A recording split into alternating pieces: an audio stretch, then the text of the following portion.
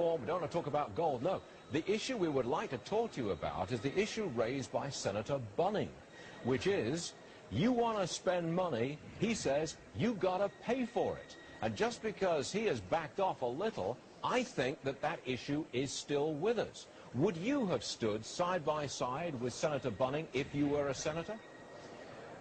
It's hard to say exactly what my tactics would be, but my position, philosophic position, and my vote would obviously be with him. I will not vote for anything that's not paid for. Haven't done it in the past 10 years or so, so I wouldn't do it now. But I have a little question on how you get the support for something like this, and I've worked with the assumption that if you're going to cut back and you want to get your house in order, you don't go after unemployment benefits. What you go after is some wasteful spending overseas. Like right now, we're going to spend $1 billion on an embassy in London. It makes no sense. So I would have a position of priorities, but he is absolutely right. Debt is the monster, and we have to do something about it. Do you get the sense that we're galloping towards a crisis where we're going to be called up short because we're spending so much, borrowing so much, such a huge deficit, that really we're on the same road that parts of Europe are going down at this moment? Yes, and we'd be a lot worse off if we weren't a giant. We have a giant economy. We still have some wealth in this country. We've had the world currency. We have a powerful military. So we get a free ride, and we've had it. But it's also the reason why we have such a gigantic bubble. But we are much worse off than we've ever been, and the world's been much worse off. But just because Greece is bad, it's just because, and we get some benefit from that. You know, they want to get out of Greece or out of the euro, and they come and take the dollars. But that's all temporary. The numbers are horrible, and we are on our way to a real disaster, I believe. Can you put a time frame on it? It seems to a lot of people that we're getting pretty close to the crisis. I mean, this year, next year, would Congressman Ron Paul put a time frame on it? Not really, because in Austrian economics you can predict trends, and we did predict the correct trends about the housing bubble when it came about. But nobody in the Austrian School of Economic Thinking says, oh, I know what date it's going to be. It's going to be on September 2008, something like that. So the foundation has eroded. It is going to come. But then again, all of us have to make judgment calls, especially people in the investment business. But I think if we'll be lucky if we can go 2 or 3 more years without a currency crisis, which means that we're going to have a lot of inflation and we're going to have disruption a lot worse than we've seen already. Congressman Paul, this is Charles Payne. You've been out in front on this. You know, everyone tips their hat to you. And by the way, congratulations on the straw poll at CPAC. I don't know if you're going to run or not, but certainly you must feel like you want to run.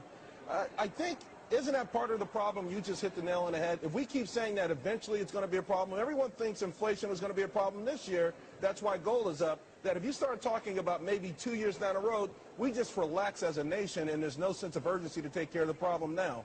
Right, and I'd rather be early than late. You know, I got worried about this in 1971 when Bretton Woods broke down, and so I did the foolish thing of buying gold systematically at $35 an ounce. So, you know, if your theories are right, you don't really get hurt.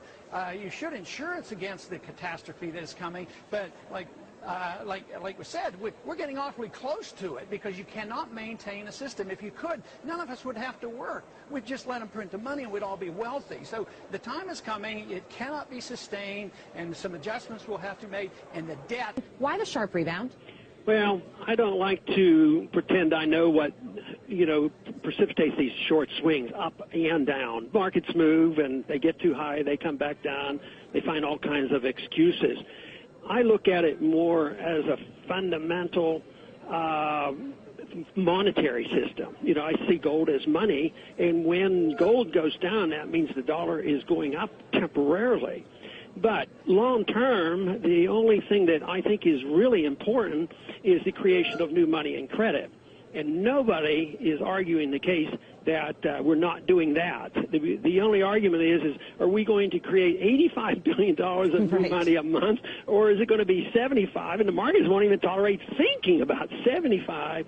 So long-term fundamental says that they're printing the money, they're doing it like crazy. I've watched this since 1971, and believe me, the printing is going to continue, and the value of the dollar is going to go down, and gold will go up. All right. Well, you're talking about Chairman Ben Bernanke on Thursday. He said something in front of Congress that had some of the gold bugs out there a little confused. I want to play the clip for you. I want to get your reaction on the other side. A lot of people hold gold as an inflation hedge, but the movements of gold prices don't predict inflation very well, actually. I think psychologically, the gold price going down is not necessarily a bad thing from that perspective. It suggests people have somewhat more confidence and are less concerned about really bad outcomes. But let me just end by saying that nobody really understands gold prices, and I don't pretend to really understand them either. Dr. Paul, if you were on that committee, how would you have responded to Chairman Bernanke? I would say, yeah, you're right. It doesn't do a lot of good on the short run from day to day on saying what the gold price is telling us. But I would still stick to my argument that gold is a real good long-term identifier on the value of a currency and the value of our dollar. I mean, if you look at the 100 years, it's very easy. $20 up to $1,800, now still $1,300, and we're printing money faster than ever. And there's pretty good evidence right now there's a shortage of physical gold. The physical gold market has always been strong, and that's going to continue. This is going to be sorted out. And after these corrections, sometimes you see an explosion. Even though I'm not into as a technician on gold, I suspect that could happen. But I think long-term you can expect governments not to change. We're going to see more Detroits. Eventually, the government of the United States will be somewhat similar to Detroit because people will give up their confidence in us. They're going to give up confidence in the dollar, and eventually they'll give up confidence on our military, and then you are going to see some real changes in this system, which has been built on a fiat dollar for the last 40 years. Dr. Paul, you mentioned the Detroit bankruptcy, and you said that may not be the last one that we're going to see. How do you think this story plays out, not only in Detroit, but also nationally? Well, I'll be surprised if the feds don't come in. They probably won't say they are, but they're already in. I mean, think of all the welfare programs. Every time somebody's unemployed, they're going to get some benefits.